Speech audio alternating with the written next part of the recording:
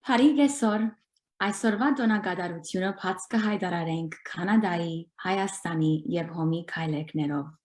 Good afternoon, everyone. Let's begin our event by listening to the national anthems of Canada, Armenia, and the Armenian Relief Society, performed by Roubina Tashjian. Oh, Canada, our home and native land, true patriot love in all of us command. With glowing hearts we see thee rise, the true north, strong and free. From far and wide, O Canada, we stand on guard for thee. God keep our land glorious and free. O Canada, we stand on guard for thee. O Canada, we stand on guard for thee. Med hayrenik azadangah vor abrele taretar yor vortiga art ganchume azadangah Hayastan yor vortiga art ganchume azadangah Hayastan.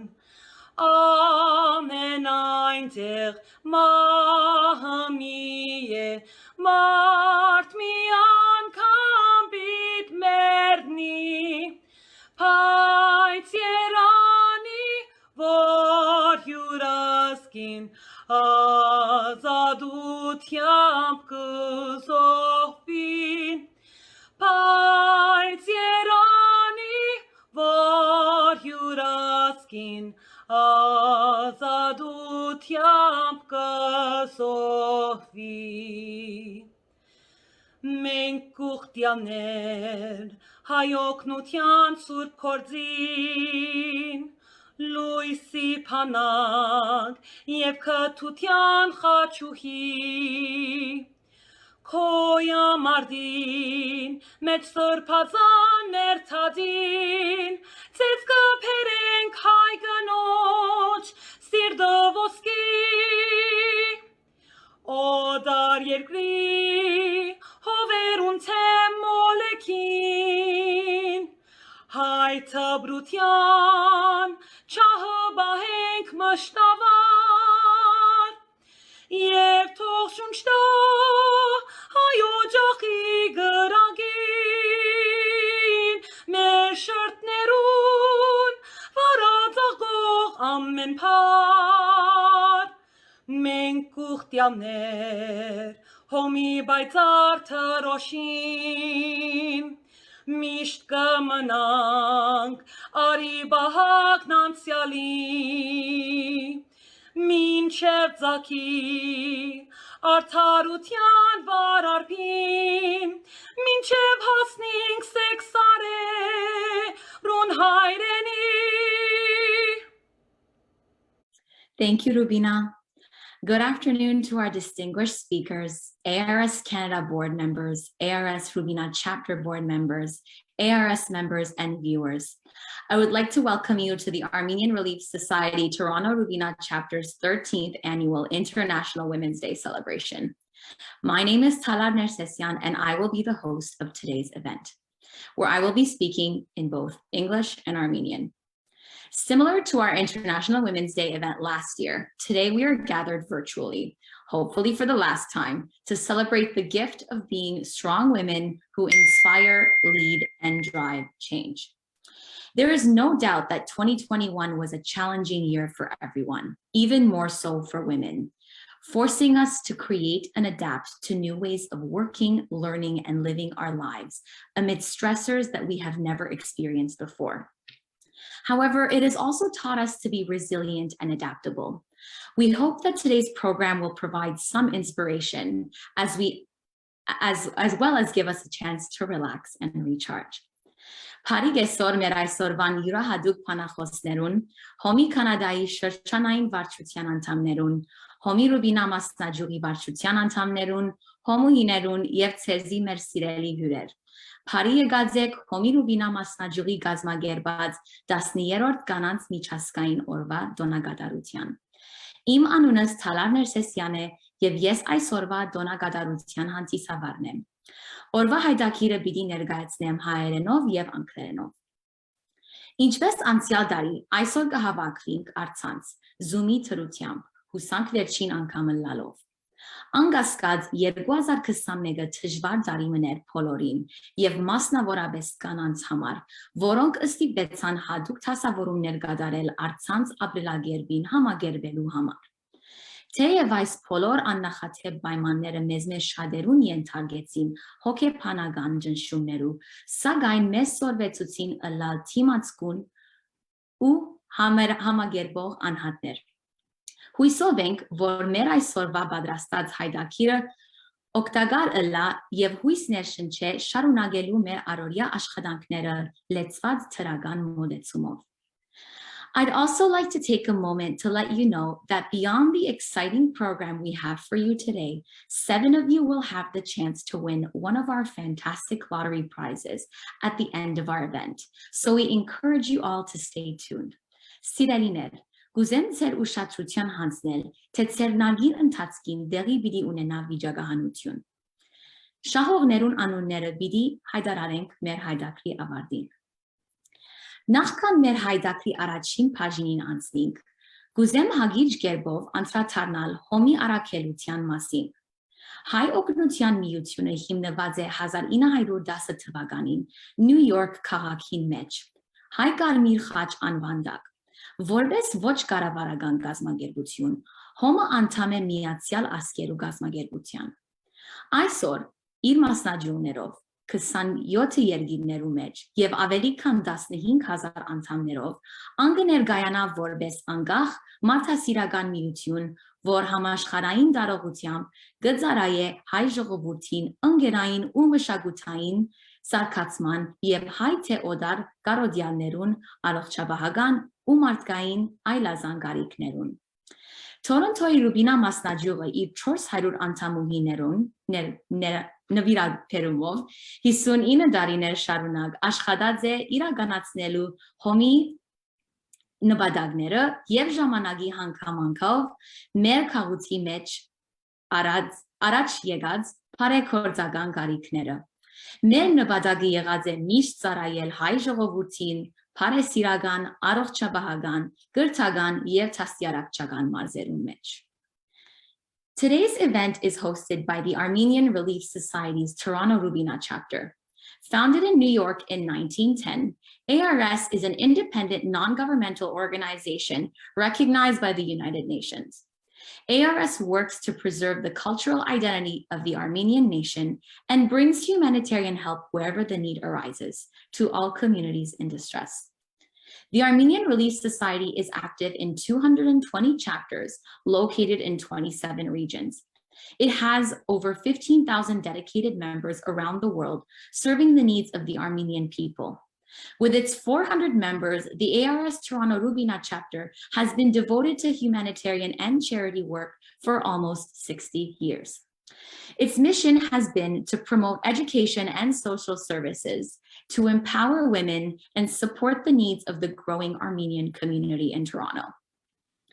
ARS is a strong advocate of human rights, social justice, and civil society around the world. It truly carries out its motto, with the people, for the people. I've told you a little bit about ARS and the amazing work that it carries out. Now let's discuss the reason for our event today. International Women's Day has been celebrated for over a century to forge purposeful action for equality. To this day, International Women's Day is celebrated worldwide on March 8th. It continues to be a powerful platform globally that drives action for gender equality while celebrating the social, cultural, economic, and political achievements of women. The theme for International Women's Day 2022 is Break the Bias. Gender equality today for a sustainable tomorrow. Collectively, each one of us can help create a world free of bias, discrimination, and stereotypes, a world that's inclusive, equitable, and diverse. Let's celebrate the achievements of women around the world, raise awareness against bias, and take action for equality. For those of you who are active on social media, we encourage you to post pictures from today's virtual event on your social media feeds using the hashtags ARSIWD 2022 and Break the Bias. Ուրեմն գսկսենք մեր հայդակրին։ Գփափակին ցեզի ներկայացնել մեր այսօրվա փանախոսը Captain Lena Hartzell, Dental Corps for the United States Navy, որ մեզի պիտի պատմե իր բացարիք աշխատանքի մասին եւ անկասկած պիտի ներշնչե մեր բոլորը իր փորձառություններով։ It is my pleasure to introduce our keynote speaker, Captain Lena Hartzell, Dental Corps for the United States Navy, who will be sharing stories about her incredible career and inspiring us to overcome all and any challenges in our professional careers and personal lives. Captain Lena will be talking about how to overcome adversity as a woman in the workplace, specifically in male-dominated fields, and share advice all of us can use to advocate for a gender-equal world. If you have any questions for Captain Lena during her keynote address, please click on the Q&A button at the bottom of your screen and type in your question. We will try to get through as many as we can at the end of her speech. Now, on to you, Captain Lena. Thank you so much for your kind words and good afternoon. I appreciate the honor of speaking with you today. The Armenian Relief Society has a very special place in my heart, as my mother and my aunt were both active members, and so is today Hera, my cousin. I will start with a little bit of background. My family consisting of my Armenian Lebanese mother, my Lebanese father, my two younger sisters, and me immigrated to the US in 1980 because of all the war and the chaos that was happening in Beirut, Lebanon. While we were there for our education, we attended French schools in Beirut, and then were lucky enough to attend 2 years of the Armenian Evangelical School. I made some wonderful friends there. Now, when we settled in the US, we settled in a suburb of Chicago. We attended Armenian church on a regular basis. My mom wore the Shoppe, she sang in the choir, and as I said, was an active member of the ARS Chicago chapter. She also held the position of president. I met my wonderful husband in Chicago at the dental school there, and we decided together to join the Navy. And being in the Navy has been very rewarding, but that does have its ups and downs. The down part is having to move every 2 to 3 years, finding a new home, finding schools for your children. But some people might like that. They might think that's a positive. But anyway, in the end, it means being part of something bigger than ourselves and being trusted to defend our freedom. My duty stations have been many. So we were stationed in Meridian, Mississippi, in San Diego, California, in a few times in Maryland, a few different places, in Rhode Island, and we also lived in Okinawa, Japan for 3.5 years. One of the things that has been interesting in my career is that I deployed 3 times. And deployment means being sent away on a mission for 6 months usually. And not every dentist gets a chance to do that. So that has shaped a lot of my experiences and the way I am. And I'd like to share some things I've learned from that with you. So in those days when we were deployed, we did not have cell phones and FaceTime. We had email, which was nice. And so mainly we corresponded with letters and sent packages. So my deployments include deployment to Guam with the Marines. The second one was a deployment on the USS Enterprise. It's an aircraft carrier. The name of it is CVN-65. And my last deployment was the one with the State Department, and I was sent to Tikrit, Iraq, because I speak Arabic, and because I do have a little bit of cultural awareness of the Middle East. So I'd like to talk a little bit about each deployment just to give you an idea. So the first one is Guam. Guam, in the early 90s, the Kurds were being massacred in northern Iraq. And so the decision was made to send them to the US. And about 2,500 Kurds came to our camp in Guam, and we had 1,000 or so active duty. So my mission was to take care of emergencies that the Kurdish evacuees had, toothache, whatever that has to do with their mouth, as well as take care of the US military, Navy, as well as the Marine Corps. So in the clinic, we had a translator, so she was very helpful. And at the beginning, we had mainly Kurdish men who would come in to be seen. And I think it was probably not a lot of emergencies, but something for them to come out and explore, perhaps. They went straight to my dental assistant, who was a male. They did not acknowledge me as the doctor, but he soon after referred them to me. And so that was an interesting evolution. So I taught them English as a second language at night after work. And I also taught them the concept of first come, first serve, because I thought we don't have that in the Middle East in those days. And so the first 5 people who came to the clinic on Monday morning received cleaning appointments during that week. And I remember there was this man who, when he was not chosen as the first 5, he came in and started to yell at me to tell me that I owed him a cleaning appointment because he was out there that morning. And I told him, no, that's not how it works. So it was interesting, but the day he received the appointment for the cleaning, he was so happy. And I think he got the message that first come, first serve, that's how it works here. Anyway, I found the Marine Corps leadership impressive, their loyalty, just amazing. And I wouldn't have had that firsthand look had I not deployed with them. So second deployment was on board the aircraft carrier. Imagine, if you will, 6,000 people in one location. It's 4,000 people, ship's crew, and 2,000 the air unit. So whenever we would go on little sorties, we'd go out to sea for a week, come back, and then go out again 2 to 3 weeks, come back. It's to test how things are working. And once we receive the approval, meaning the ship is ready to deploy for 6 months, then we sailed out and all 6,000 people were on board. I quickly learned that life at sea is very hard. All you have is work, food, and sleep, and you push repeat. Every day is the same as the day before. Although we did have some stops, though, in the Mediterranean. We went to a few European countries, which was really nice. But it was only for 2 to 3 days, and then back on the ship, and life continued that way.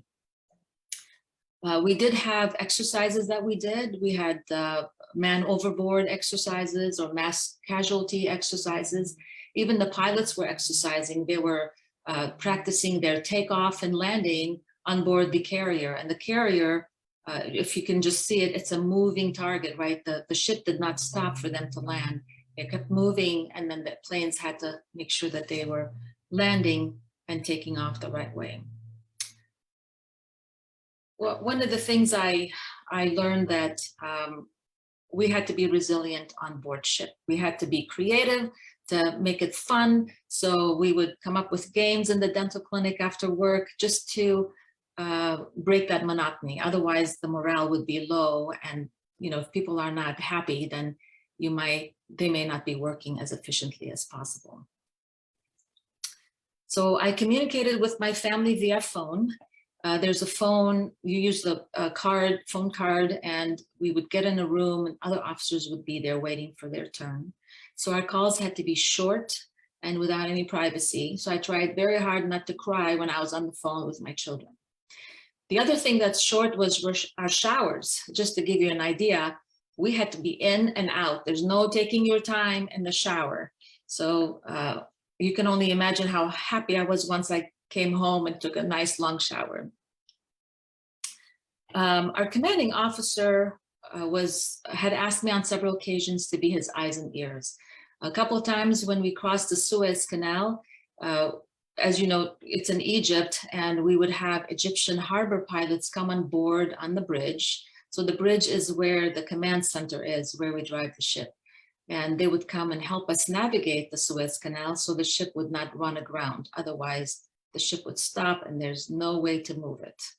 So that was an interesting event a couple of times. And then we had an Iraqi oil tanker had capsized, and all the crew who didn't speak one word of English were taken to medical. So they paged me to go to medical and help with the translation. Now in September, we were still out to sea, and we had been out to sea for 5 months, and we were going down towards South Africa to cross the equator. We were excited about that event because the Navy has big ceremonies, and that's called the shellback ceremony. And so as we were getting ready to do that and then head home, something horrible happened, and those are the events of 9/11. So right after that, our communication stopped immediately. Email was down. You cannot make any phone calls. And so you can only imagine how people felt, right? The sailors were so scared for their families who were home. Where were they? How are they? Are they safe? And then thinking about us, how much further will we be out to sea? Will we have to go and help out, or do we continue to go home and another ship will come to help out? So you can tell there's potential for confusion and fear to just, be rampant across the ship.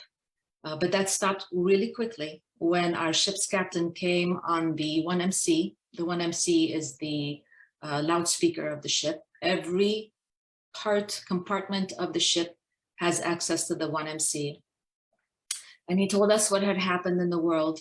And he told us what our new mission was going to be and where we were going to go. So that was a very sobering experience. And everybody on the ship felt like they were part of a bigger mission. People on board were excited and scared, but at least we knew what we were going to do. And our captain, who we call Skipper, told us he was going to let us know as soon as he finds out what's next for us. So he was very transparent and he communicated very well. And I took that as a great lesson for me and my future. So we sailed back to the Persian Gulf, and we supported, we provided real support to the American troops there and the operations. So these were times of loneliness, of sadness, of fear, of concern for my family. I had no idea how they were doing, and I had missed them and missed the children. But luckily, my mom was living with us. She lived with us for 4 years, 2 years while I was in residency in Bethesda, Maryland, and then 2 years while I was on the ship. And I could not have done it without her help, without her support and her love. And to this day, our children are grown adults now. They think of their nene fondly. And of course, they miss her food. Let's talk about Iraq. In 2003, I was in San Diego, just loving life. Who doesn't like San Diego? And I was in charge of a couple of dental clinics. When on a Monday, I received a call saying I was going to leave on that Friday to go to Tikrit, Iraq. And the reason is I speak languages. I speak the Arabic. And so they said, leave your drill in the office and just come over. And so thank God there was a hurricane on the East Coast. And what happened was, as a result, my orders were delayed 1 week. So I had a little time to put my matters in order before I left to an unknown, future. So that was an interesting deployment. We flew to Baghdad. First, we were in Fort Bliss, Texas. And that's where they were giving us our gear, give us some cultural information, that sort of thing. And then we hopped on a C-130 airplane and landed in Baghdad. And from there, we were transported to Tikrit, Iraq, to begin our time there. And while we were driving, there was an IED that had just exploded. So there were lots of traffic, lots of cars, and we were wondering what had happened. And being a dentist and doing triage and that sort of thing, I had practiced, right? So I got out of the car and I went to help. There were 3 wounded. And this is all real life, right? It's not a practice session. It's not a drill. And luckily the helicopter landed soon after I arrived, and they received help. Our mission in Tikrit was to find Saddam Hussein. So we were going to different places with my boss and to ask, have you seen Saddam? You know, that sort of thing. But also our mission was to rebuild schools and help women start small businesses. So it was very much in line with what the ARS's mission is. And it was a very rewarding thing. But I remember the newspapers, the journalists only went for negative things. They never advertised the good, the giving the toothbrushes or giving coats and that sort of things for little kids. If there was a bomb, that was all they were. They just covered the bombing and the negative things. Anyway, I was wearing civilian clothing, and I had a 9mm weapon on me that I had hidden. And again, the men ignored me. They did not want to talk to me. They wanted to talk to my boss. But there was an opportunity where they saw that I did have a weapon. And from then on, I received the highest respect from them. It was very interesting. So I met women who were amazing. The women there were so smart, so kind, and they had dreams. They wanted to go to school. If you know anything about Tikrit, Iraq, it's a little town, and men can have up to 4 wives. And it's not as modern as Baghdad. But we worked the whole Salahuddin province. So we were going from town to town, helping to rebuild and have a council and have good decisions made. It was a dangerous mission. I did get shot at, but they missed, luckily. Some people did not make it though, and I'm grateful for God's protection and sending me back safely to my family. What kept me going was my faith. I prayed all the time. And something simple as seeing a sunrise over the Tigris River kept me centered. So I did not give way to negative thoughts and feelings, because that could be very depressing. I had the pleasure of working with some Army personnel, but also with Gurkhas. Gurkhas, I had never met a Gurkha before, and Gurkhas are a fierce group of people, fighters, military, who are from the Nepal area, and they are very famous for their curved knives. So I worked with them. They were our protection, and when they were not around to protect, then I was my boss's protection. So, and the last day there, I was leaving, and as I was about to exit the front door to go to the airport to come home, the head Gurkha honored me with a gift. He gave me his knife. So besides deployments, I'd like to talk a little bit about, I was a clinician. I was residency trained, I was board certified, and then I went to executive medicine. So I had an opportunity to be a director at a major hospital. And then from there, I just went up the ranks, right? I became an executive officer. So that's the number 2 person in command. And that was in Newport, Rhode Island. We had the medical facility had 4 clinics, 4 different states, and that was the headquarters, Newport, Rhode Island. I lived there for 2 years, and then I was the commanding officer, which is the number 1 person at the medical facility in Annapolis, Maryland. That also had 4 different clinics, 4 different states, and the headquarters was located on the grounds of the Naval Academy. Very impressive place and group of people who are just amazing leaders. So, but finally, we all have to have a dream, right? We have to think about what we would like to be or what we would like to do.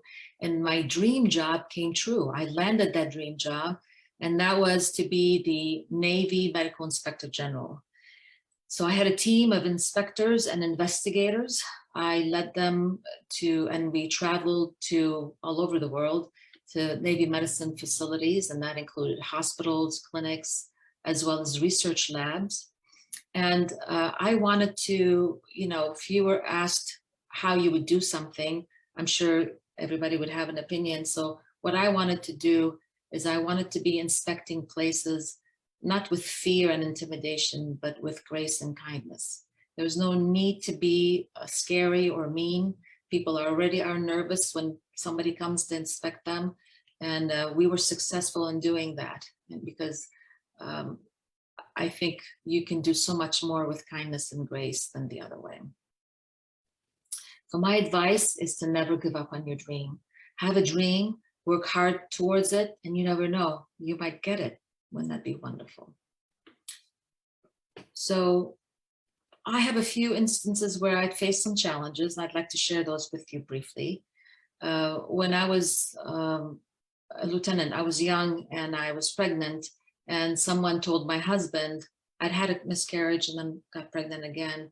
And one of the bosses told my husband, if Lena keeps having babies like this, she can kiss her career goodbye, which is a no-no. You cannot tell people they can't be pregnant. Or another one is I received, my evaluation. They gave me something that's less than stellar. And I thought I was working very hard. I had great production. I had different collateral duties that I was taking care of. And when I asked my boss, I said, what did I do that I deserved not the grade that I was hoping for? And he says, well, you're with the Marines and you got pregnant. And I was new, right? And I thought, oh, okay. But then 2 weeks later, I had a patient in my chair who was a female Marine pregnant. And so she told me, nobody can tell you that. You can have up to 10 babies if you want. So that he must have had another reason, which he did not share with me. But anyway, that's the same person who told me on my first deployment that I was not his first choice, nor was I his second choice to go on this deployment, but his hands are tied because I'm female and I speak Arabic. That's why they're sending me.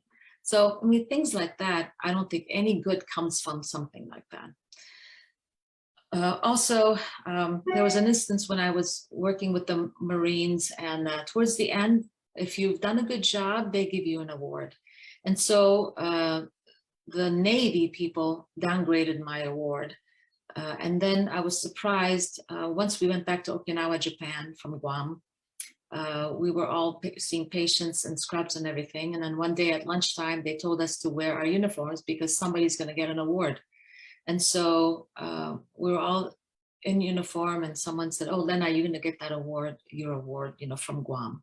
I said, okay, that'll be nice.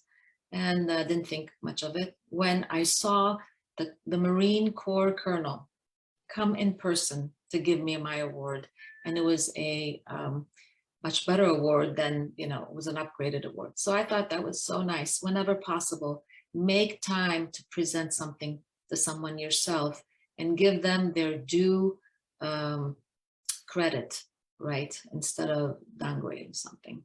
Anyway, and sometimes there are some people who don't like to work for female bosses, and but once they get to know you and your work ethic, things I think are much better. Many times in the military, in general, we have no choice in deciding where we go, where we're stationed. We just have to follow orders. So I remember when I first found out I had to go to Tikrit, I forgot to tell you this earlier. I told my parents that I'm going to Tikrit, and my mother was shocked, speechless. And my father said, you tell them no, you tell them I'm not going. And which I thought that was so sweet of him. My children and my husband, they were sad. And as a matter of fact, my husband said, I'll go for you. You don't have to go, but he doesn't speak Arabic. so that nice try, but anyway, but it was, it's a good experience to try. God was kind to me. So I just want to say that during the past 30 years, I've been blessed to be in the Navy and to meet people from diverse backgrounds that I would have never met had I not joined. So I'm thankful for that. I call them my shipmates because that's what we call people in the Navy, shipmates. And also, I want to say that I've met some amazing women. I mean, smart, competent, resilient, who had a nice balance. You know, they were very competent in their work, but also they were in touch with their feminine ways of doing things. And they were very successful in overcoming challenges and leading their team to successes. So I thought that was very impressive and I took note. So from my experiences, here is some advice to share with you all. Number one, know yourself. Self-awareness is key. Stay positive, respect yourself, and honor your gifts and talents. God gives you gifts and talents. We're not all created equally with our gifts and talents, so know yours and use them. Number two, always do your best. When you always do your best, you will be trustworthy as well. And that to me is key. Number three, find a role model, a mentor or an advisor who can give you honest feedback and who can help you reach the goals you want to reach. That person is someone who's had the position that you're looking for and who can guide you along the way instead of just going around, you know, aimlessly without good mentoring. And that person is someone you would trust and you can use as a sounding board for many things.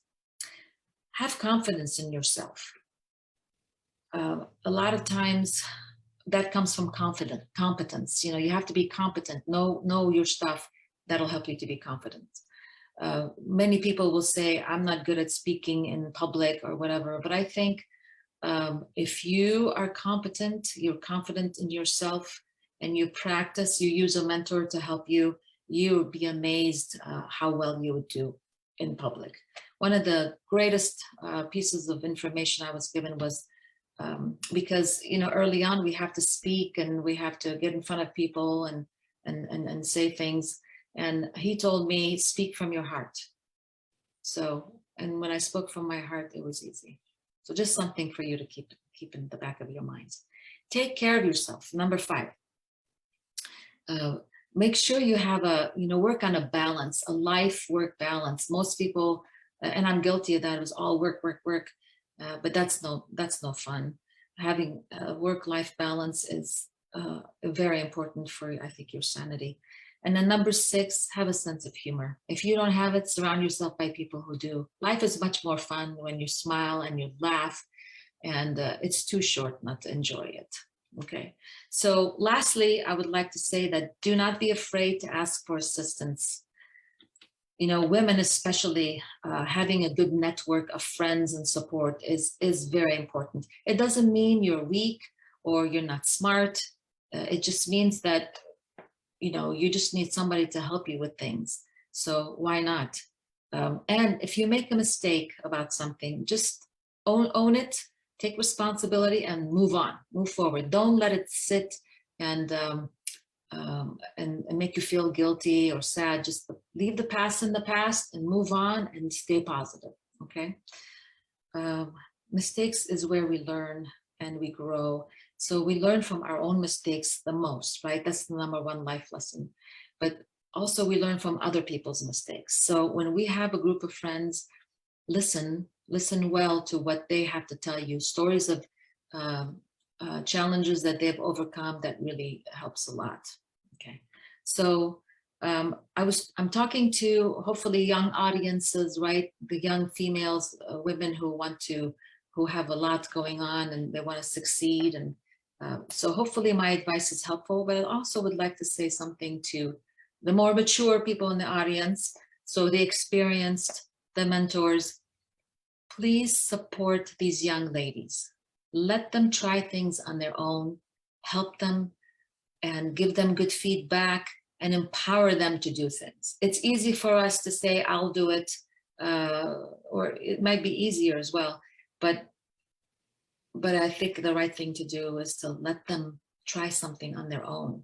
And then they have you as support, and they will feel so wonderful once they do something. They'll find out for themselves how to improve things.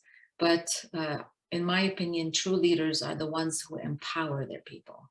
I certainly am grateful for those who empowered me, who opened the door for me and gave me opportunities to do well. And so that concludes my speaking part, but I do have some pictures I'd like to show you. So Talar, over to you, please.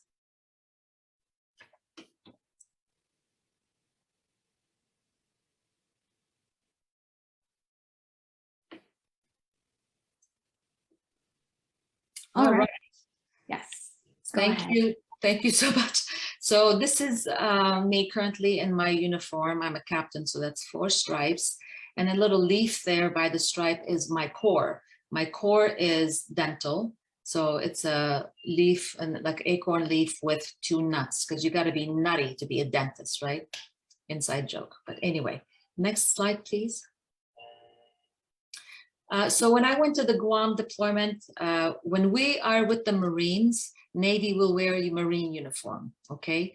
Because that builds a cohesive team. We're on the same page. And this is General Rawlins, Major General Rawlins, 2 stars. He came to visit the medical and dental units to see how they were doing. And so I was explaining to him, you know, we had an x-ray room, we had a cleaning room for, you know, dental hygiene room, and then one for restorations and surgery. And so he was kind enough to have his photographer take a picture and then sign it. And that to me was such a generous, you know, gesture on his part. And here we are in Japan, and this is our daughter Lauren, who is a young adult now, and but we lived on a cul-de-sac. All officers lived, this was on-base housing. We had to live out in town for a year, waiting for an opening for on-base housing. And so officer quarters were close, and so officers lived together in the same area, and enlisted personnel lived in the same area. And it was warm in Okinawa, Japan, so it was cool. This is USS Enterprise, the aircraft carrier. One is a profile, and you see the tower, and the bridges are on the tower. We have a captain's bridge and then the admiral's bridge. So in the Navy, carrier never travels by itself. It has a big group of vessels traveling. We have a submarine, 1 or 2 under the sea. We have destroyers and some other different class ships that are with the aircraft carrier. It's kind of like the queen bee surrounded by other little bees. Anyway, the aircraft carrier is the one that carries many different kinds of airplanes. And it's very cool because as it is traveling, you know, a lot of times we get on the flight deck and we look out and all we see is the sky and the sea. Very, very impressive. And of course they have, the pilots have daytime and nighttime operations. They call them night ops, where they take off and land on the carrier. Very impressive. This is what the flight deck looks from above. You have some helicopters, you have, just like I said, different things. And then you have some, lot of weapons, of course, on board to not only protect the carrier, but, you know, some things that the airplanes will carry with them and leave at different locations. So landing on a moving target is really hard. Once the airplane approaches, there is this heavy cable that is supposed to be, once a plane approaches, the cable is supposed to attach to the bottom of the plane and it will land. And then it stops within seconds, right? Because the carrier is only so long and you can't just keep going like on a runway at an airport. But there have been instances where the airplane does not catch on that cable and it flies back out, and the pilot has to go all the way around. And several times when they're brand new, they will have to sometimes go somewhere else to refuel if they're close to land and come back, or they will call for an expert pilot to signal them down and help them out. So very cool. And this is the tower, the bridges, where all the windows are. And this is called manning the rails. Manning the rails is when we leave port, we will have people dressed in, if it's summertime, in their whites, if it's wintertime, in their blues. They will go on the flight deck and they will man the rails until we are out of sight, and then they'll go back down. Same thing when we come into port, they will man the rails, and it's a voluntary thing. It's so cool to be on the flight deck to see land as you approach or you depart. And those are the bridges I talked about. You can see there's a lot of radars and different flags that signify different things. And then to the right side, you see some airplanes. We have jets and, that fly, they practice and that sort of thing. But this is really cool and impressive to see those planes. Hearing them land and take off is out of this world experience. And here I've some pictures of me on the flight deck. So if you're on the flight deck, you have to have ear protection because it's very loud.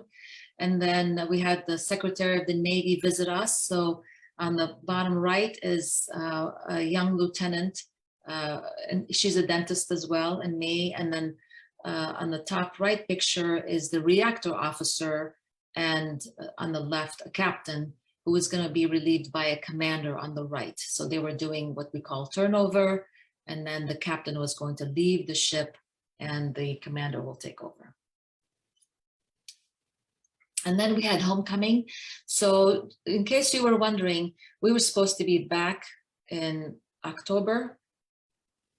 We did not come until after Halloween, so in November. And so that's not bad, about a month late, that's not bad. But my husband was there, and then my father came in from Chicago to see me. So I thought that was so sweet. This is for the getting ready to go to Iraq, to Tikrit. This is Fort Bliss, and all these, so there's a bunch of girls here. Some speak Arabic, some know intelligence, and they are, experts in their field. They're going, but it was a very interesting time. And the person all the way on the right, I found out she's Lebanese, and she does intelligence work, and it was really neat to get to know her, and we are friends today, until today. So, but notice what we're wearing. Anyway, so Talar, thank you so much. We're ready for the next slide. Thank you. So when I went to Baghdad, I got to sit in Saddam's chair. So he was so, opulent, rich, and had all these palaces with gold and inscriptions everywhere.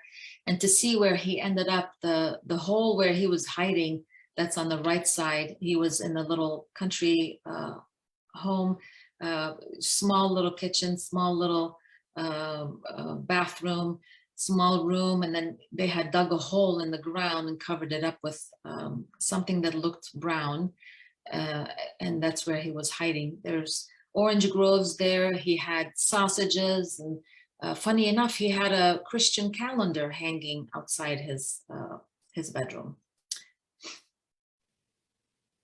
I was in charge of $5 million.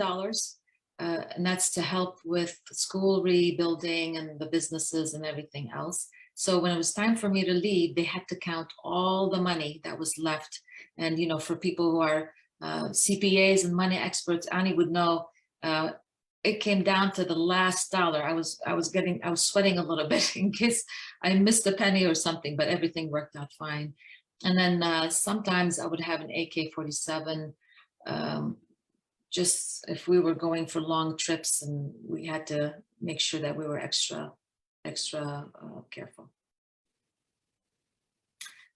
So this is Colonel Hickey on the left. He was the head of the 4th Infantry Division, the Army people who were living in the same area where we were living. And the background is where we found Saddam. There's some sausages and dates, and it was pretty. That was a couple of days after we found him.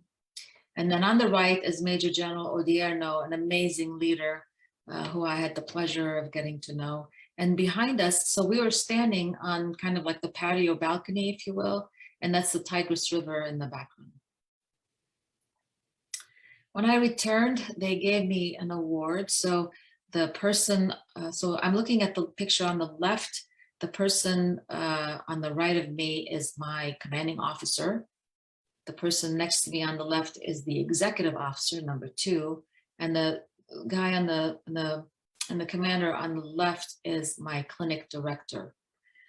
And the picture on the right is when we were called in, people who had made a difference were called in to this big naval hospital, Balboa, in San Diego, and we were going to meet the president.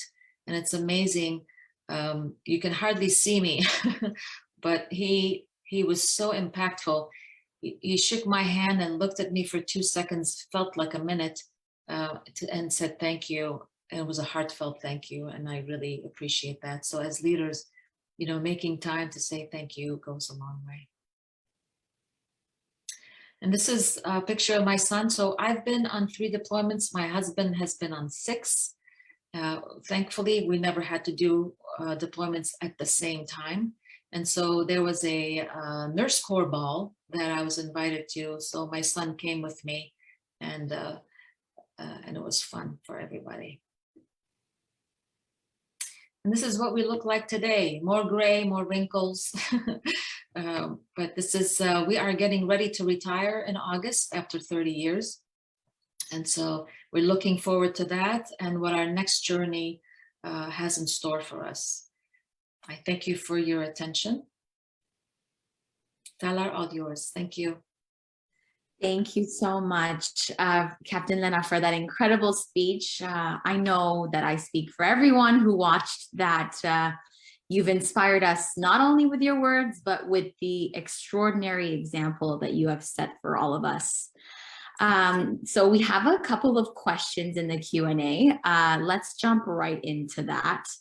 The first question comes from Dr. Lena Tashjian.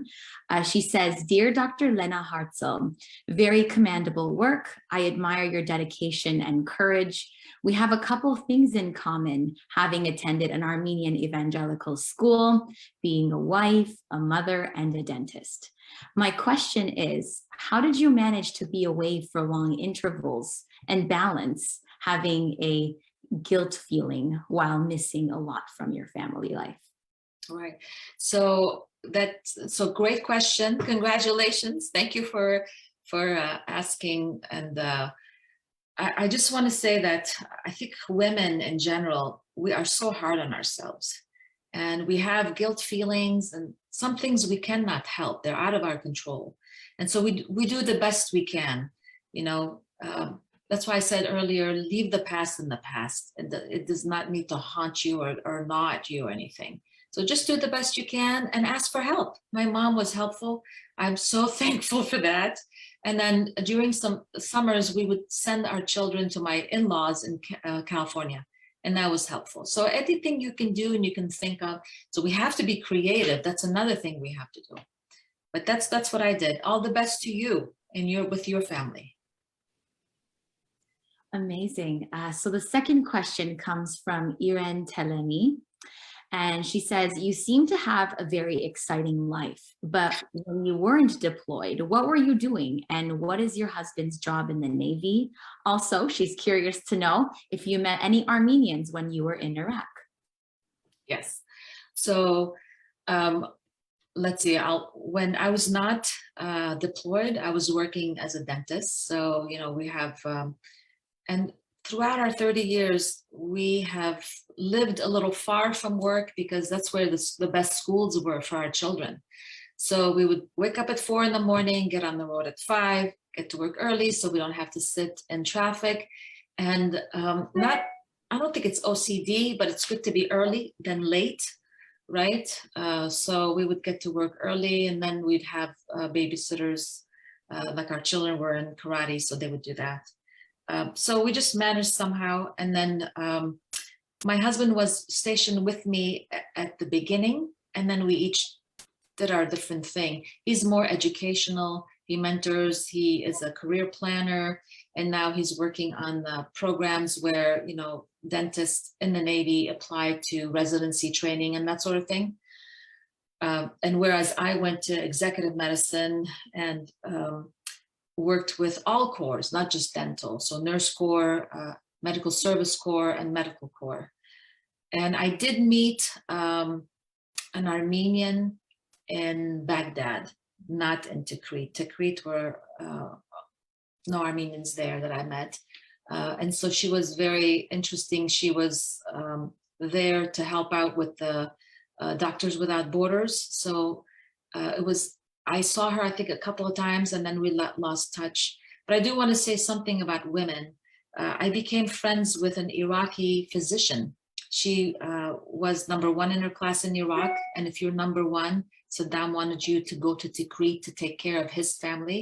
She was outspoken. She drove. She was the only female driving a car in Tikrit, and she was killed because they did not want her to keep going. So unfortunately, some things are hard, but I think of her and I remember her and all her efforts to improve life for women there.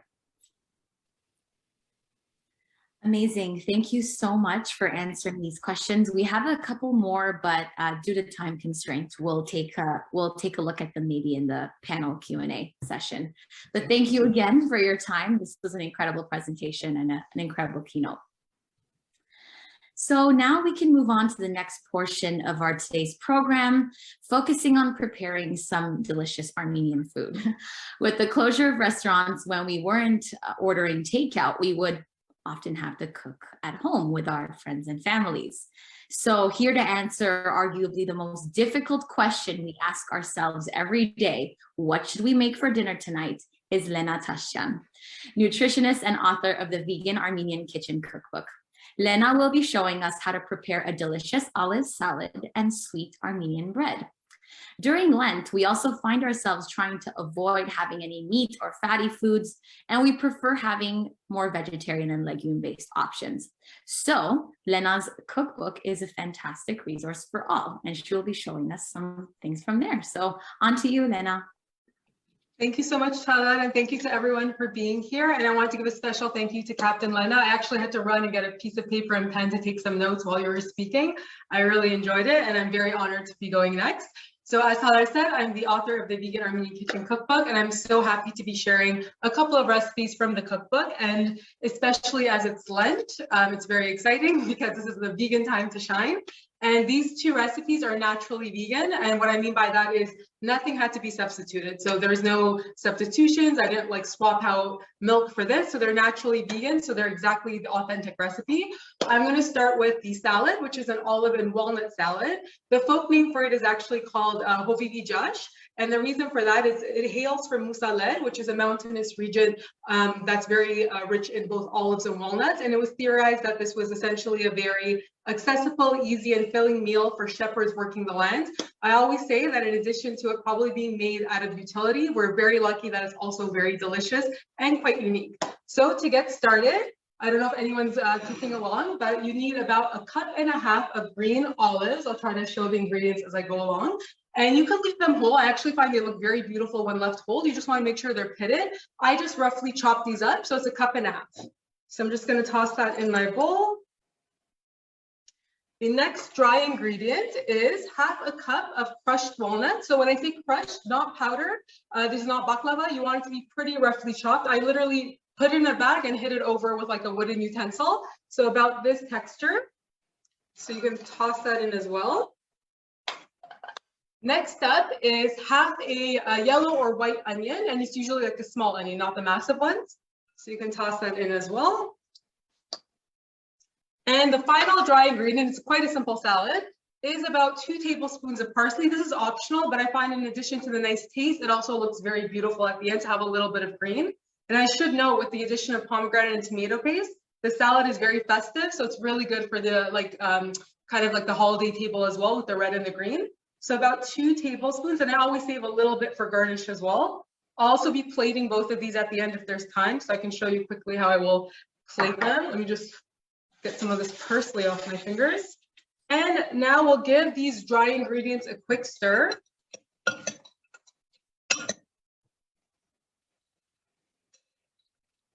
Now for the fun part, we're going to do the dressing. So we're going to start with about 3 tablespoons of olive oil. And you'll notice in this salad, I'm not adding any salt because there's already plenty from the olive. So we certainly don't need any more. But of course, do it according to your own taste. If you want to add more salt, feel free to.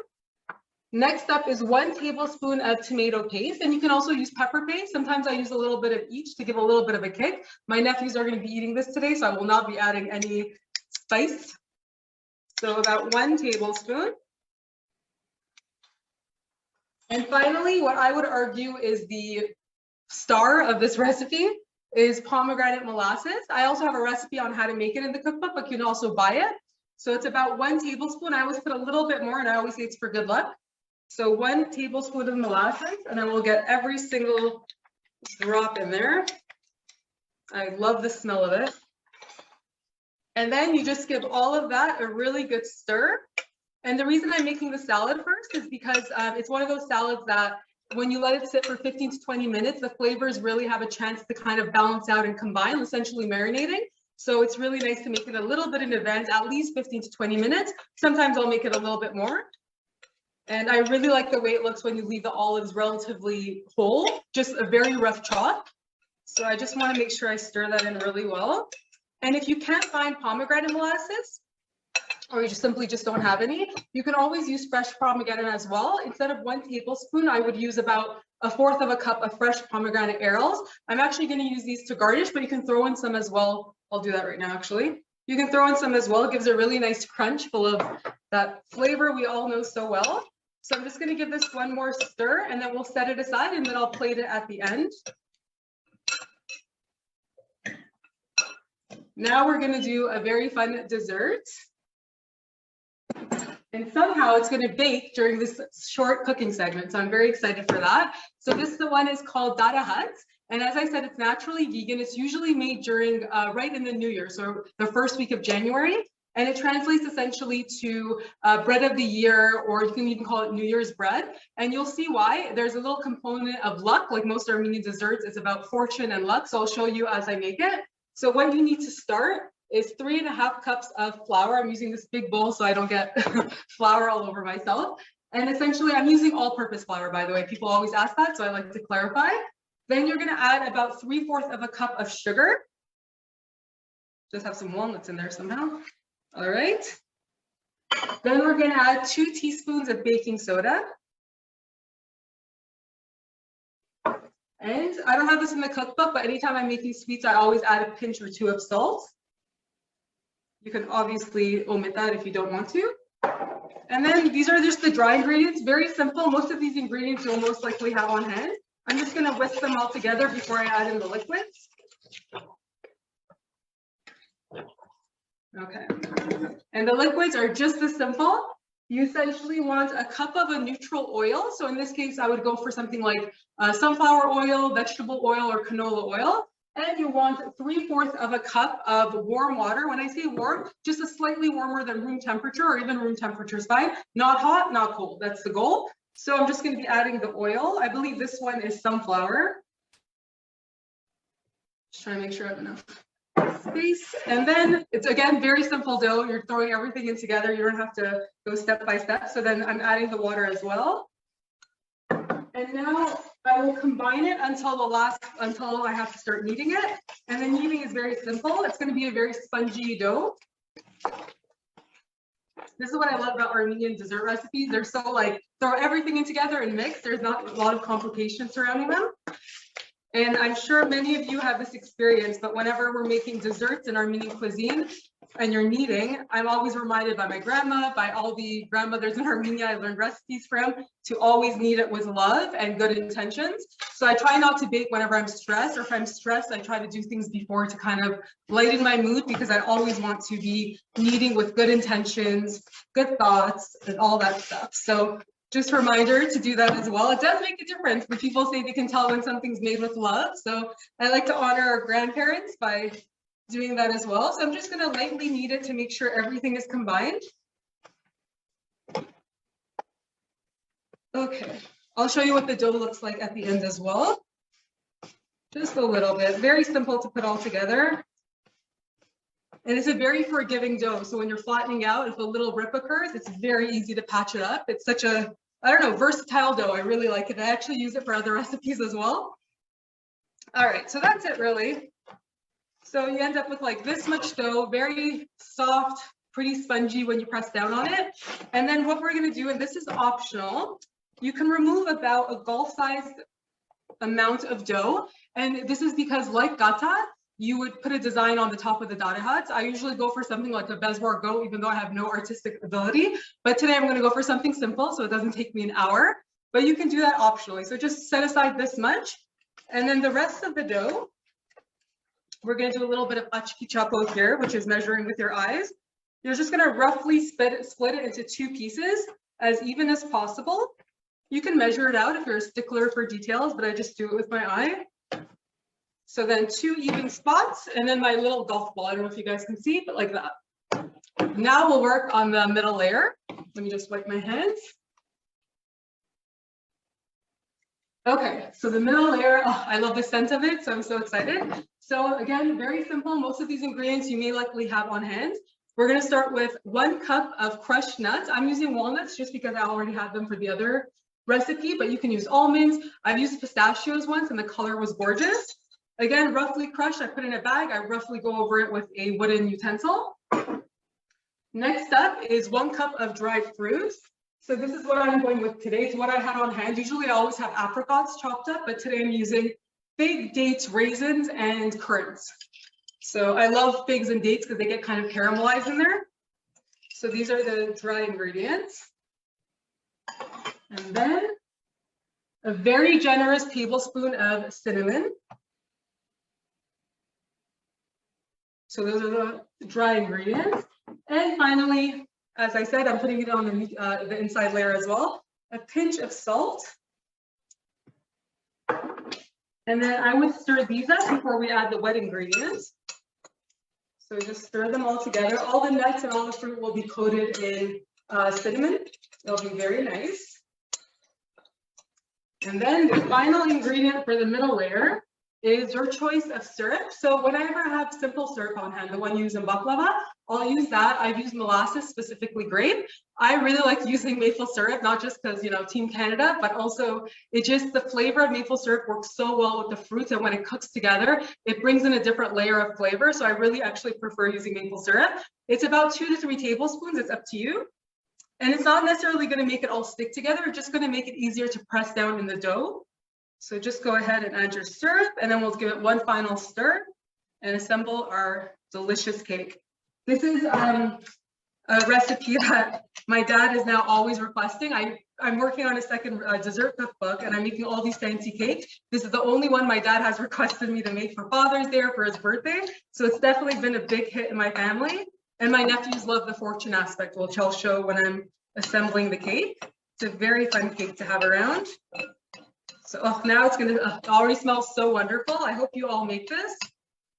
I actually had it my first year in Armenia, and my boss made it for me because she knew I was vegan, and it was just, I couldn't believe it was vegan, and then I couldn't believe that the recipe is naturally vegan. So that's what it will look like. As I said, it's not gonna be like a big ball of sticky goodness, but everything is coated really well, so it's just gonna make it easier to press. All right, so now we assemble. I use usually a pie dish. This is about 9 inches, so you can use something like this.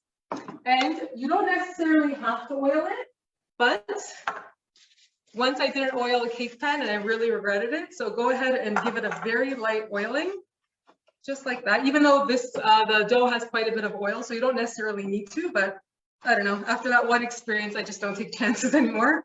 So give it a light brushing like that. Now we'll take one of the pieces of dough.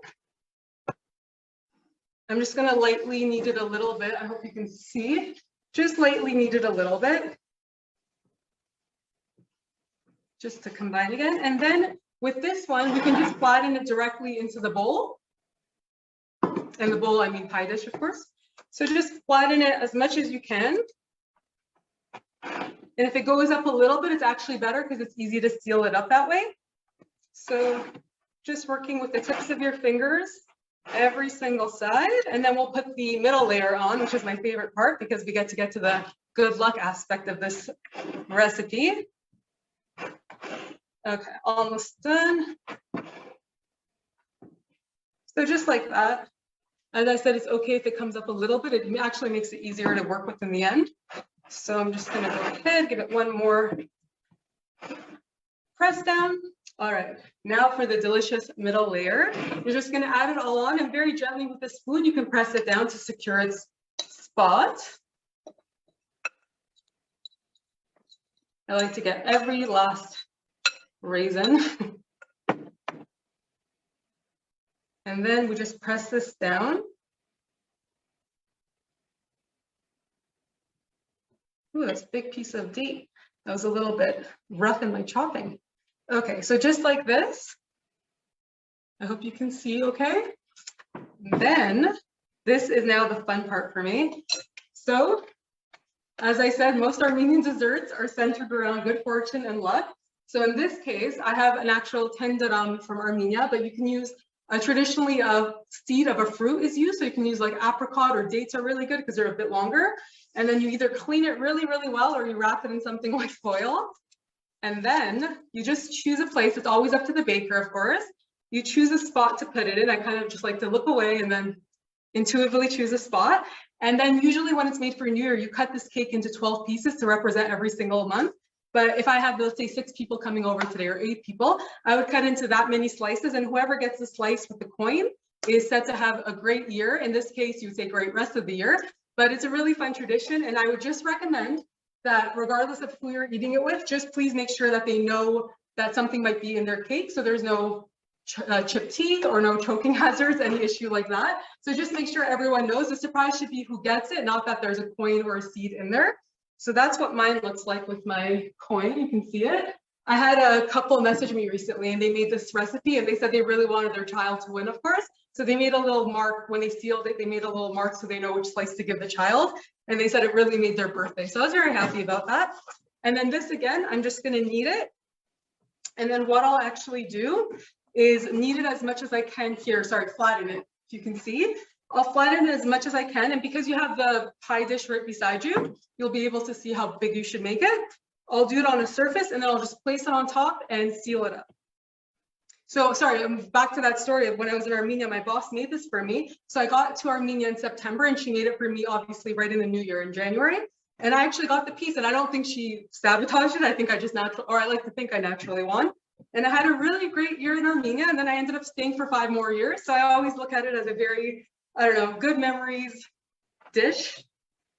So let me just flatten this out a little bit more. And again, when you're lifting it up, it might rip a little bit. It's totally fine. It's such an easy dough. It's a very beginner-friendly dough, I should say. And then I'm just going to place this over. So you can see this is what it looks like until I seal it. So you're just going to press it down. Easy peasy.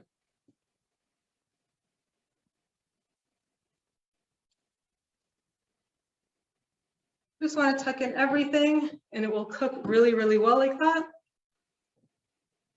I have a little hole there. I'm just patching it up and I'll show you what it looks like before I design it. Just sealed up like that.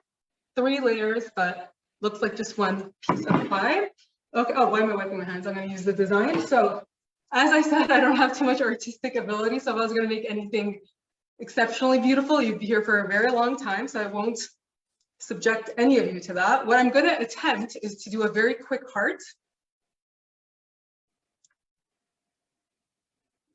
Let's see if I can do it in 30 seconds or less. I really like my Bezwar goats though. They turn out so cute, and because when it bakes, they kind of get puffed up a little bit. They look so cute. I'm a little bit obsessed with Bezwar goats from my time in Armenia. All right, let's see. I'm forgetting what a heart shape is like, clearly. All right. So just like this, not beautiful, but an A for effort, I would say. So that's my, actually it's not beautiful at all. So that's my heart, if you can see it. And the final step is in Armenia, they coat it with hemp seeds, toasted hemp seeds, which is really nice. They stay very crunchy. You can also use white sesame seeds or the black ones or nigella. I really like nigella because I think it tastes so lovely and it gives another element of taste to the entire cake. So what you can do, again, it's vegan, we're not using butter or anything. Just a little bit of water. You can use a brush. You can also use your hands and just drip it on. Just go over the, like around the design, I should say. so the design stands out. So I just lightly go with some water around it. That's really it.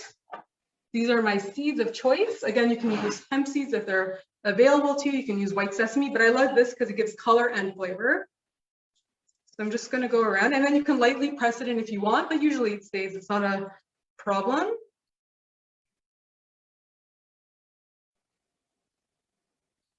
All right.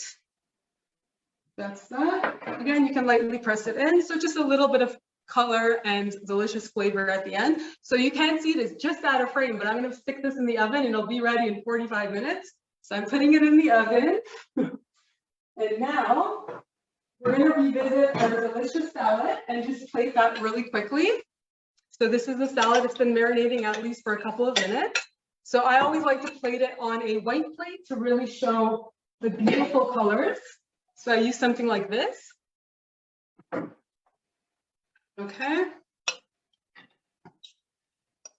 Oh, it smells so lovely. And I really encourage, I know I've said this a couple of times, but try to keep the green olives relatively large. It looks beautiful like that. So then I'll put it on this plate. Just kind of spread it out. This could be a light lunch or it could be a really nice side to a dish.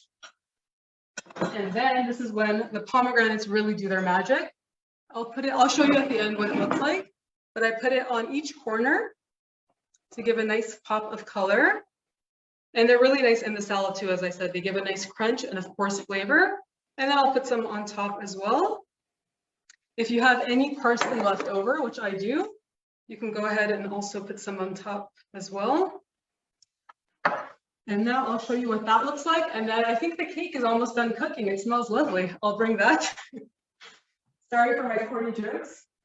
This is the salad. I hope you can see somewhat of the color. So the pomegranate, it's really nice. I love having this on the table in general. And it's a very unique tasting salad. So far, everyone I've made it for has absolutely loved it. So I hope you guys try this one out. So that's the salad. And now I'm just gonna get on my oven mitt and go into the oven and see how the cake is doing. Let's see. Oh, wouldn't you know, it's completely finished. So this is the end result, and I'll show you the design I worked on. It's going to be different than what you saw. Hopefully it's legible. So, okay, it's not very legible. It's IWD, so I did it in honor of today. And as I said, you would cut this, if you're not doing it for New Year's, you can cut it based on the amount of guests you have. And I like to use a beautiful cake plate like this. As I said, you can oil it so it comes out very easily. Yep. A couple of the sesame seeds will fall off, but that's all right. Place it on your delicious cake tray, and depending on how many people are going to be enjoying it, you serve it. And then this one, I was always told to drink it with mint tea, preferably obviously the mint from Armenia, but it goes really well. You're supposed to take a bite, take a sip of tea, and it softens the breadier nature of this recipe, but it's delicious. I really hope you try it. So these are both dishes side by side, and I hope you enjoyed this little cooking lesson. Thank you so much. That looked delicious, Lena. Thank you so much for showing us how to prepare these special dishes. And I particularly loved your enthusiasm while you were cooking. I think that was amazing. So if you'd like to order Lena's book, please visit veganarmeniankitchen.com. Շնորհակալություն Լենա, որ մեզի համար այս համեղ ջաշերը պատրաստեցիր եւ մեզի ցույց տվիր ինչպես կնեն։ Եթե կփափակիկ ապսպրել Լենային գիրքը, այցելեցեք veganarmeniankitchen.com. Now, for our final segment, I'm pleased to welcome Lena Nouri, florist and owner of Mary's Flower Shop. Lena will be showing us how to put together a beautiful floral arrangement. We encourage you all to follow along and make your own arrangements at home if possible. On to you, Lena.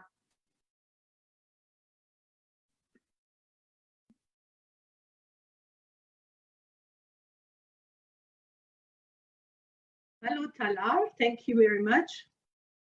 And I want to say hello to everyone. I'm honored to be here with all your wonderful women. So I'm sure those who have gotten their vase, fill it up with water. We're going to start making nice spring floral arrangements. And I already put a little bit of water in here, and you should have scissor or shear, whatever you're comfortable with. I like using my knife. So You should have an aspidistra leaf, a bunch of tulips, and your white hydrangeas. So let's start with aspidistra leaf. I'm just going to cut it. You can use your knife or scissor, whatever you're comfortable with. And what I'm doing is inserting it inside.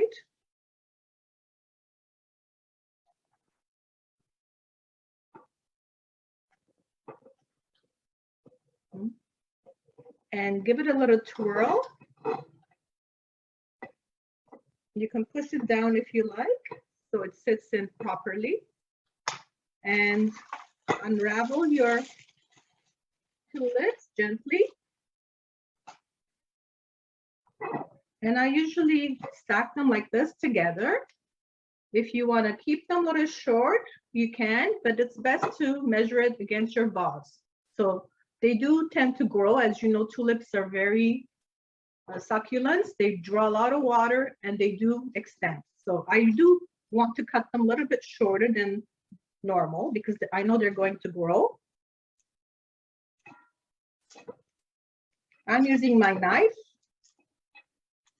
And it's always best to cut them on an angle, only because when you cut them straight, the water does not go through. So you have to cut it on an angle in order for the flower to sit properly and you can have them draw water. So I'm putting them in an angle.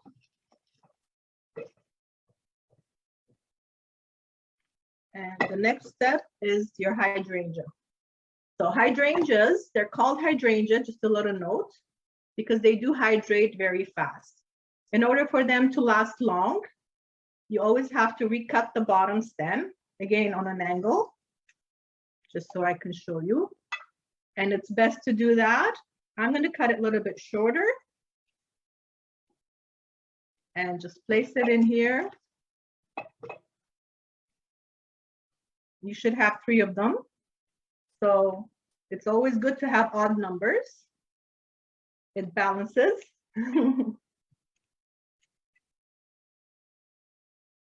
Again, I'm bringing it close to the vase just so that it gives you that soft look.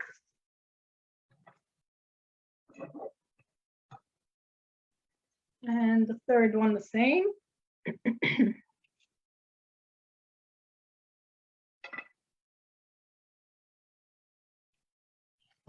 Very simple, very easy. It only takes a few minutes to do it, but it's all your own creativity.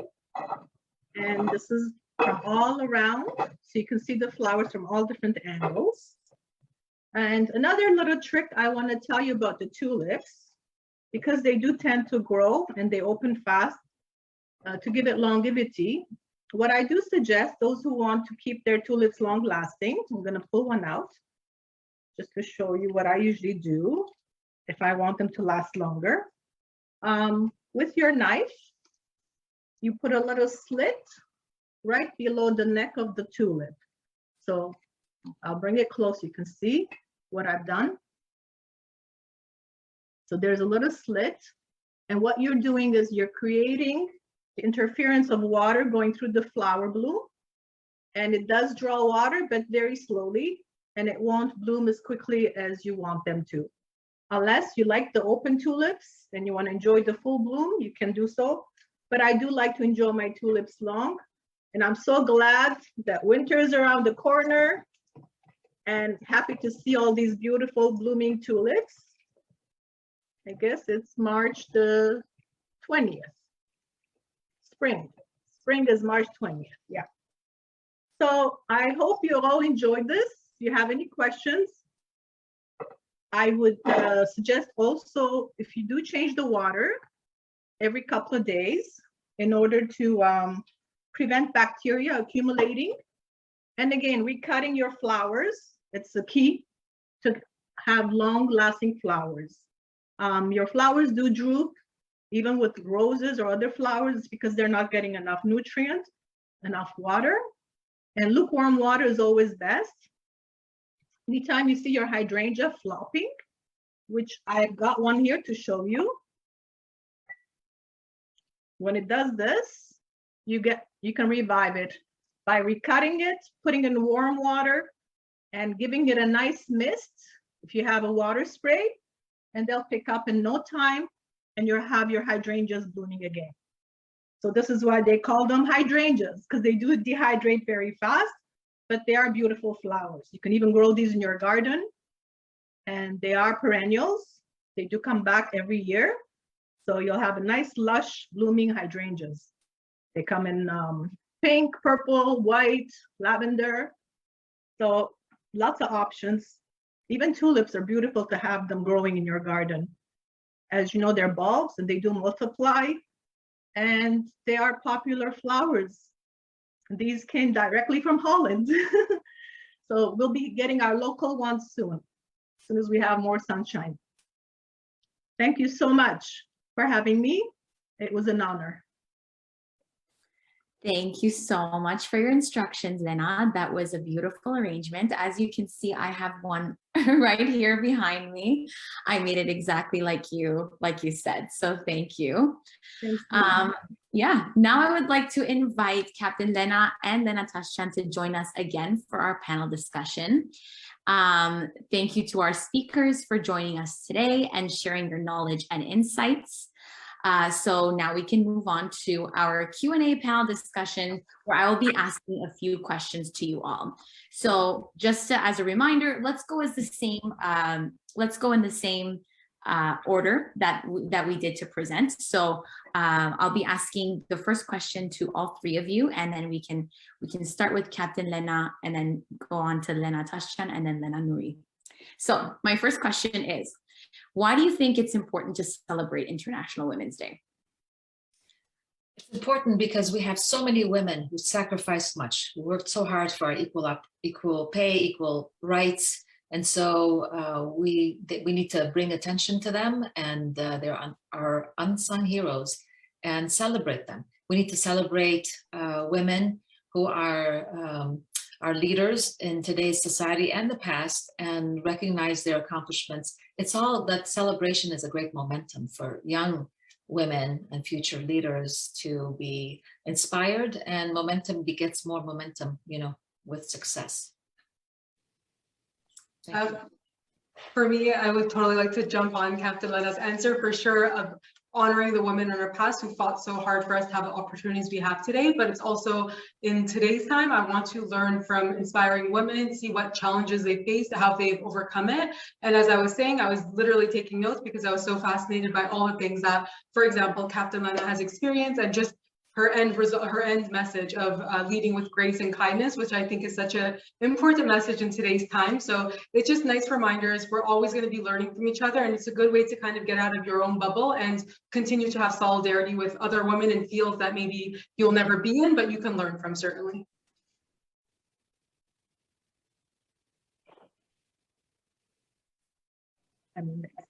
Yes. Yes.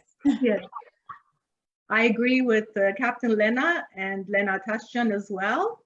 And I also feel that it is very important for International Women's Day to encourage other women to follow their goals and dreams and never give up. Amazing, thank you. What does the 2022 International Women's Day theme, Break the Bias, mean for you in your work life?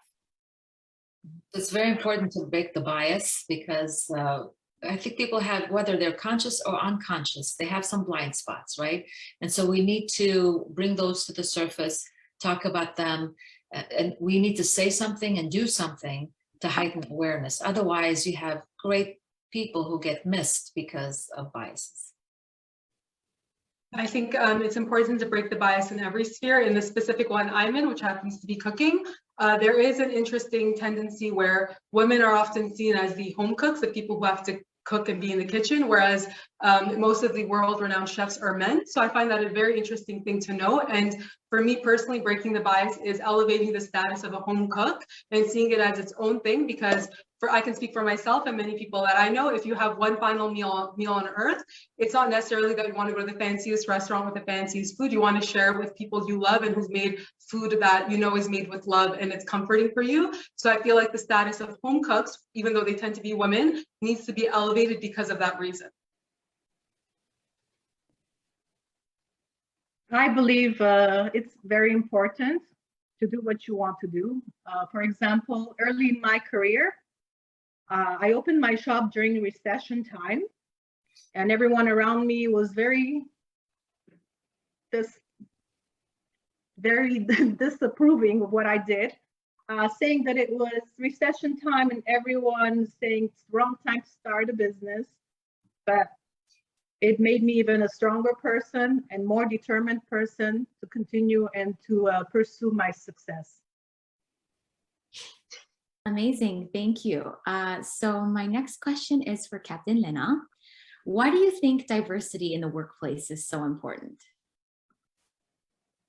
If we don't have diversity, then we are stuck in the same thing. There's no variety of perspectives, and being diverse brings so many different thoughts. And so it's not, people think diversity is color of the skin. It's not. It's the different ways we think and we look at things. So we need the diversity to help us grow.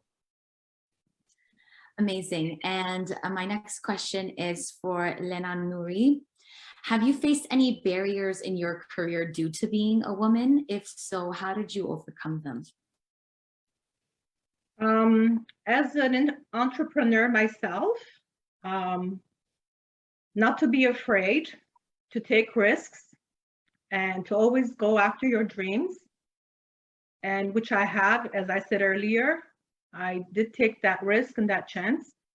And to accomplish your dreams, you always have to be an avant-garde.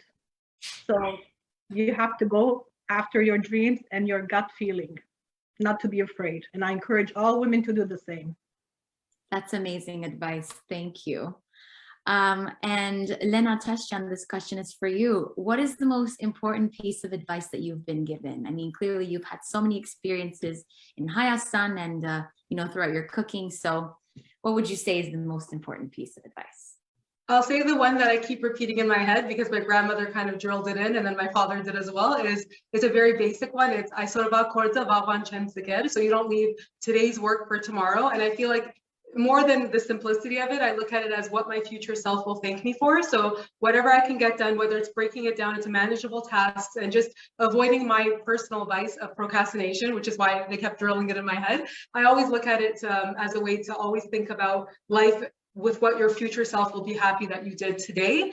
And then in general, I learned this from a neuroscientist recently about habit formation. It's just to congratulate yourself on the small wins. We often expect external congratulations for big things like a promotion or launching of a product, but every single day we're working towards our goals. So I think it's a very beautiful habit to kind of give yourself a tap on the back, say a little bravo, and just see every day as chipping away at a major goal. Amazing. My next question is for Lena Nouri.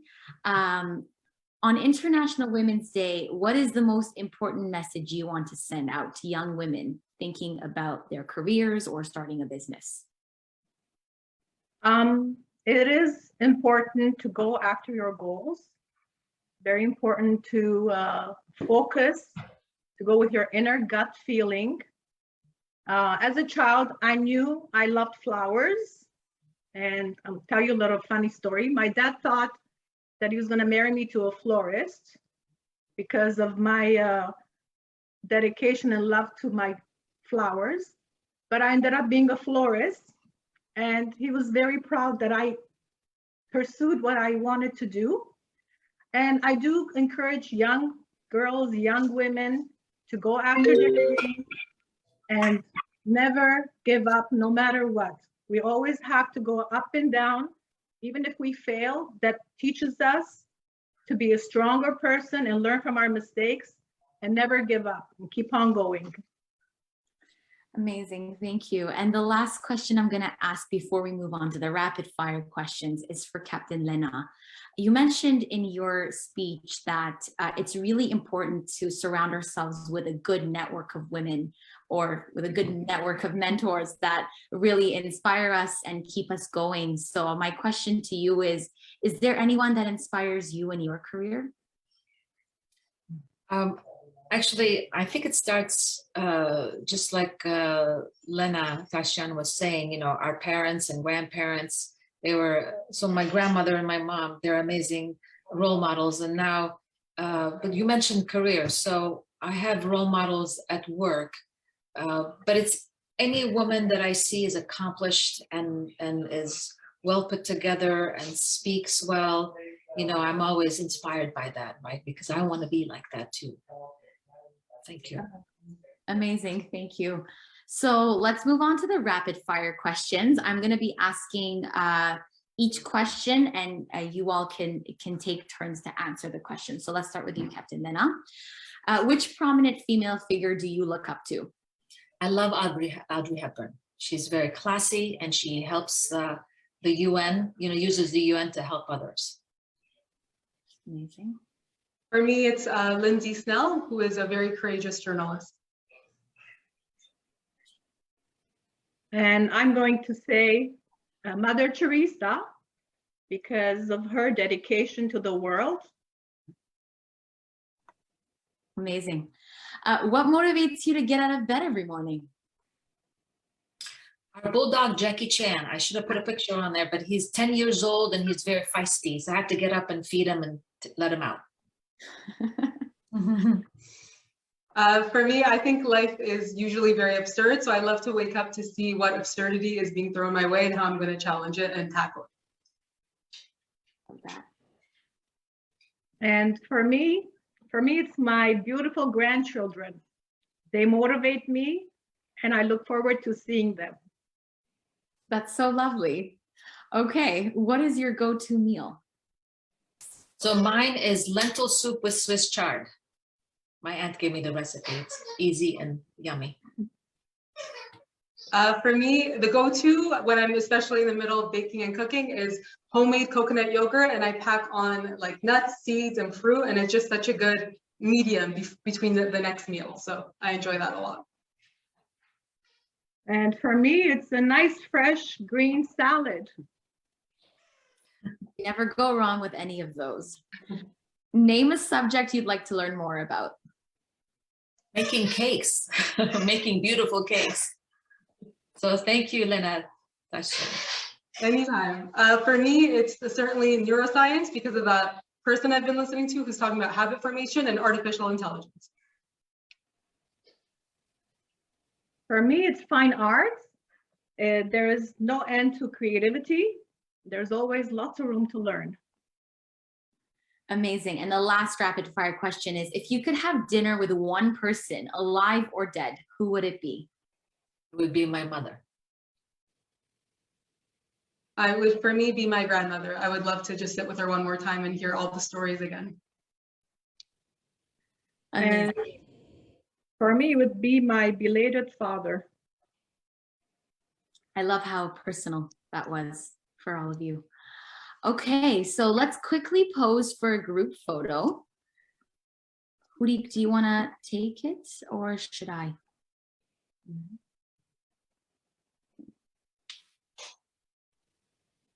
I can quickly do this. It's done. Perfect. Thank you. That was a fantastic discussion. Thank you so much to you all for taking the time to answer our questions and to share your insights. It has been incredibly valuable. Գուզենք խորին շնորհակալություն հայտնել մեր բոլոր գամավորներուն եւ նվիրատուներուն, որոնք ջիք խնայեցին օժանդակելու մեզի հանուն այս ցերնարգին հաջողության։ Ինչպես նաեւ շնորհակալություն ցեզի մեր սիրելի ներկաներ, որ ամեն տարի կքաչալերեք մեզի ցեր մասնակցությամբ։ Սիրելիներ, ցեր փարոյական եւ նյութական ներդրումով է, որ մենք կշարունակենք մեր առաքելությունը։ Բոլոր անոնք որոնք կփափակին նվիրատությունն էլ մեր մեզի կաչարելու, գրնան e-transfer անել հետևյալ եջնամագին arstoronto@gmail.com. Մանրամասությունները երեք եջնամագով ղրգեցինք. Before we get to the lottery draw, we would like to take a moment to thank our volunteers who helped make this event a success, especially Huri Kielyazarian from DigiNostos. She was the one who did all the slides and took care of everything in the background, so thank you, Huri. She's also our social media and digital content advisor, as well as Roubina Tashjian from RK Designs for doing all of our design work. Thank you to all of our generous donors as well, Lara's Restaurant, Lebanese Nuts and Chocolate, NA Salon, and Lavash Restaurant. If you enjoyed today's event and would like to continue to support the work of ARS Roubina Chapter, please consider making a donation today. You can make a donation by sending an e-transfer to arstoronto@gmail.com. Now for the eagerly anticipated results of our lottery draw. Winners were selected through the use of a random generator from a list of all those who registered for and are currently in attendance at our Zoom event now. For a list of prizes and donors, please refer to page 12 of the booklet that was sent to all registrants in yesterday's email. Okay, so the winner of the first prize,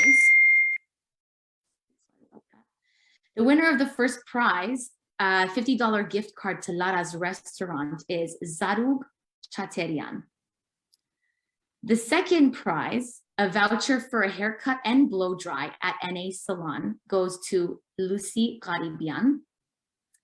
The winner of the third prize, a $50 gift card to Lebanese Nuts and Chocolate, is Marlene Garbushian. The winner of the fourth prize, a $50 gift to Lavash Restaurant, is Zepur Khachadurian. The winner of the other $50 Lara's Restaurant gift card is Jernig Yahubian. The winner of the $50 gift card to Lavash Restaurant is Anita Fahurian. And the seventh final prize, a voucher for haircut and blow dry, goes to Roubina Keshishian. We will contact all winners at the email provided through Zoom to make arrangements to claim your prizes. Finally, we would love it if you could please recognize the tireless efforts and dedication of our committee members who put together today's event. First off, we have the ARS Roubina Chapter Executive Liaison, Hera Ohanessian Lurch, and our committee members, Ani Hotoyan Jolie, Huri Kielyazarian, Harut Simonian, Roubina Keshishian, Dr. Garine Jamjekian Bebejian, Lara Sambunjian Karagosian, Ani Torosian, Asho Asturian, Lernik Paranian, as well as myself, Talar Nersesian. Let's quickly pose for another group photo.